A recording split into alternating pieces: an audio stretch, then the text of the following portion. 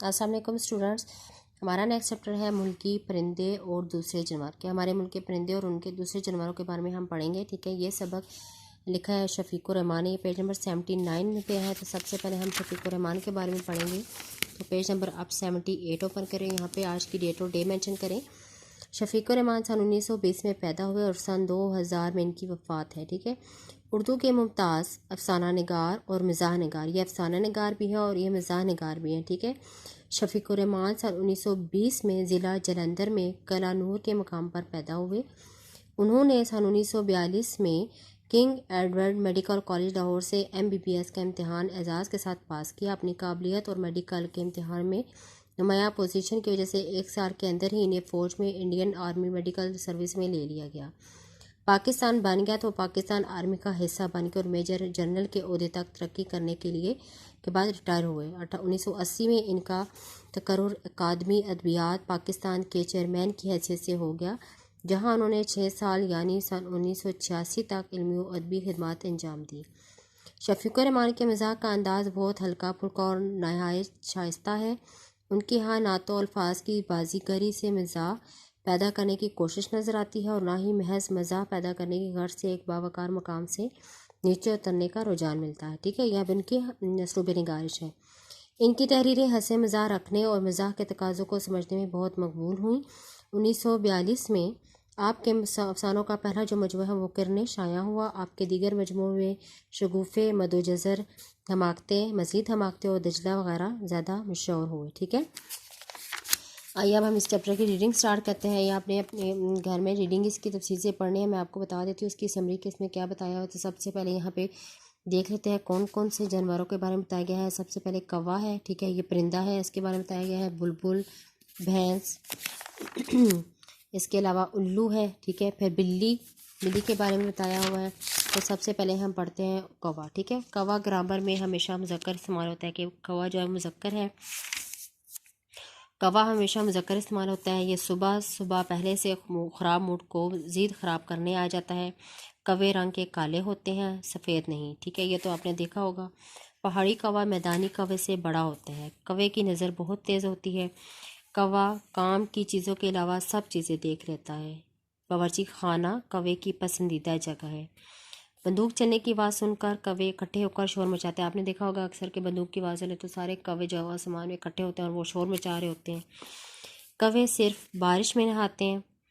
کوے تلاش مارش میں دور نکل جاتے ہیں لیکن کبھی گم نہیں ہوتے. ٹھیک ہے، جس طرح انسان کووں سے نالا ہے اسی طرح کوے انسانوں سے نالا ہے. ٹھیک ہے، نالا کا مطلب تنگ ہونا، کہ جس طرح جو انسان کووں سے تنگ ہے تو جو کوے بھی ہوتے ہیں وہ بھی انسانوں سے تنگ ہوتے ہیں. نیکسٹ آپ پڑھتے ہیں بلبل.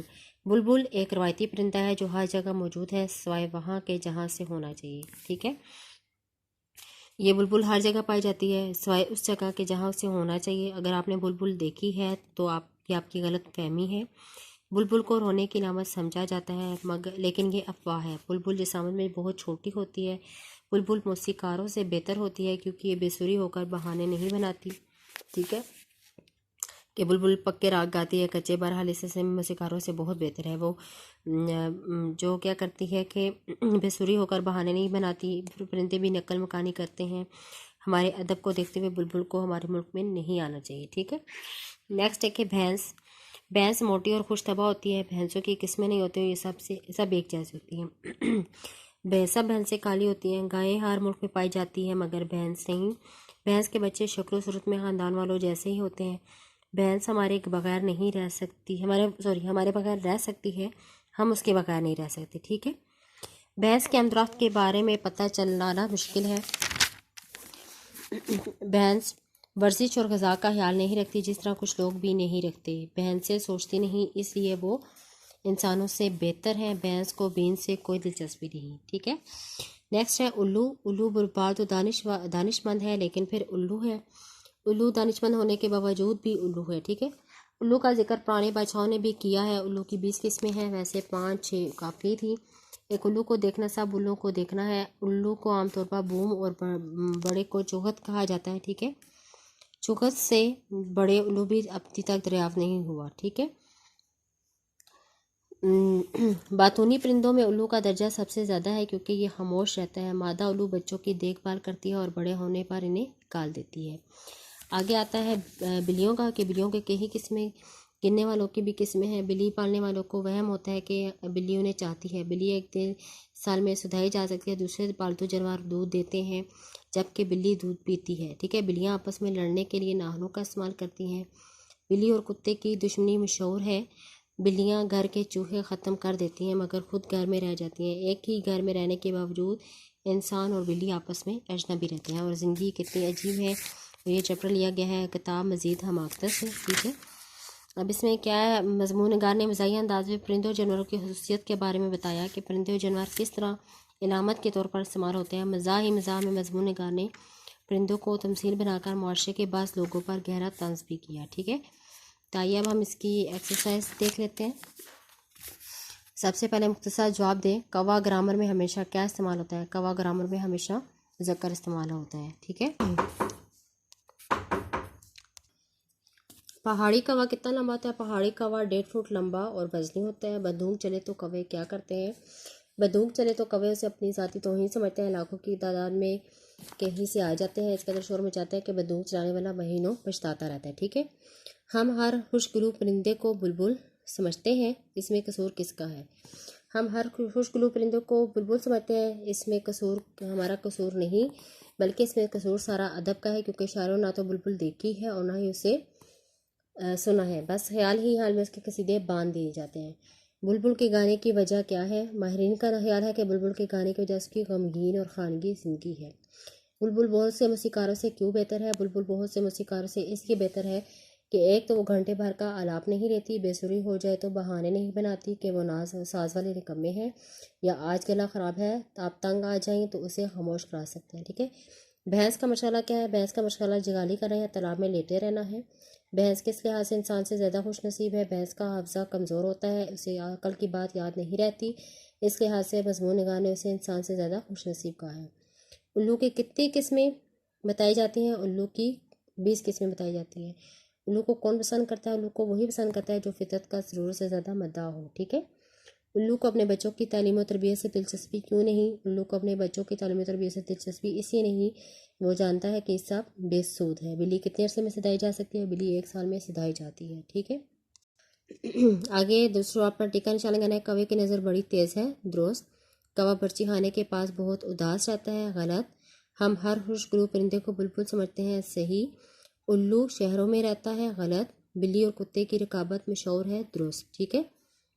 आगे है दिए गए अल्फाज में से मौजूद अल्फाज की मदद से खाली जगह पुर करें। कौवा ग्रामर में हमेशा डैश इस्तेमाल होता है। मुज़क्कर।